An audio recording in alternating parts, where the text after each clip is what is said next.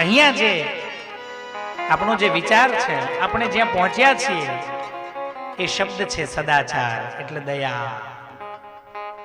દયા જન્મશે ને, તમારામાં દયા હશે તો બહુ વાંધો આવશે નહીં વ્યવહારોમાં. કારણ કે જેનામાં દયા હોય ને એનામાં જતું કરવાની ભાવના હોય, અને જે જતું કરી શકે ને એ જ આ જગતને જીતે. આજ નહીં તો કાલ, થોડું મોડું પણ એને પછી ભગવાન જે પ્રદાન કરે ને, કારણ કે એનામાં દયા છે, કરુણા છે. અને જેનામાં દયા અને કરુણા હોય ને એની ઉપર ભગવાન કૃપા કરે. અને અમુક તો એવી સીધી સીધી ના પડે છે કે ભગવાન તમે જોયા છે, ભગવાન હોય. આ મૂર્ખાને કોણ સમજાવે કે તું આ બોલી રહ્યો છે એ કેવી રીતે?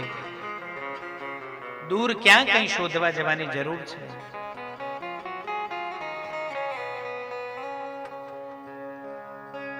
पूरे का पूरा विज्ञान, सारे का सारा विज्ञान, all subject and with mathematics and English,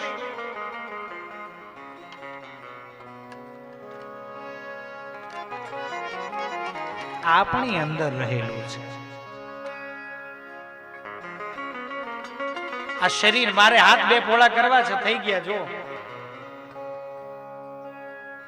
કોઈ આવીને કર્યા, આ હાથ કોઈએ આવીને પોળા કર્યા. મારે બે હાથ જોડવા છે તો જોડાઈ ગયા, મારે હાથ ઉપાડવો છે તો ઉપડી ગયો. આનાથી મોટું વિજ્ઞાન તમે હજી શું શોધી રહ્યા છો એની ખબર પડતી નથી. કયું વિજ્ઞાન? વિજ્ઞાન એટલે શું? What is the meaning of science? સાહેબ, ખાલી વી નો ફેર છે. જ્ઞાન એટલે જાણવું ની બધું આમાં છે, આની બહાર કઈ નહીં. આ શિવ પુરાણ છે, આની અંદર જે શિવ પુરાણ છે ને એ જ શિવ પુરાણ છે. પણ સંસ્કૃતના શ્લોકો સીધા મૂળ. આની અંદર જે વિજ્ઞાન છે ને એની ફરતા હજી સાયન્ટિસ્ટો આટા મારી રહ્યા છે, જડે નહીં. આની અંદર જે ગણિત છે ને, ઓહો, આમાં સદાચાર નું ગણિત છે.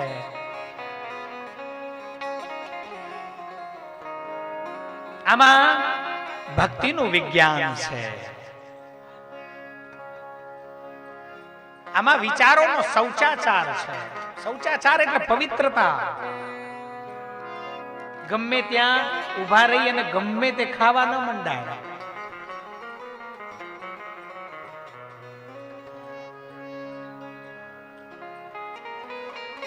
પણ ભૂખ લાગી હતી, શું કરવું? બસ એ વખતે જો એટલું અટકી જવાય તો આપ શૌચાચારી પણ છો.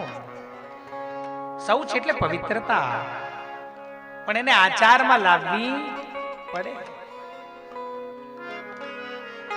શૈવીય દીક્ષા વિશે જ્ઞાન વાત કરી છે. શૈવ દીક્ષા, શૈવ દીક્ષા એટલે શું? કયા મંત્રથી હોય? એ મંત્રનું વિજ્ઞાન શું છે? એ મંત્રનું રહસ્ય શું છે? ઉપાસના.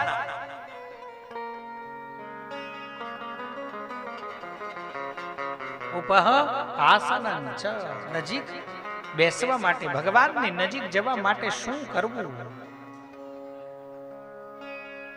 એવી ઉપાસનાનો વિચાર બતાવ્યો છે. સાહેબ, આ શિવ મહાપુરાણ અત્યંત પ્રૌઢ ગ્રંથ છે. પ્રૌઢ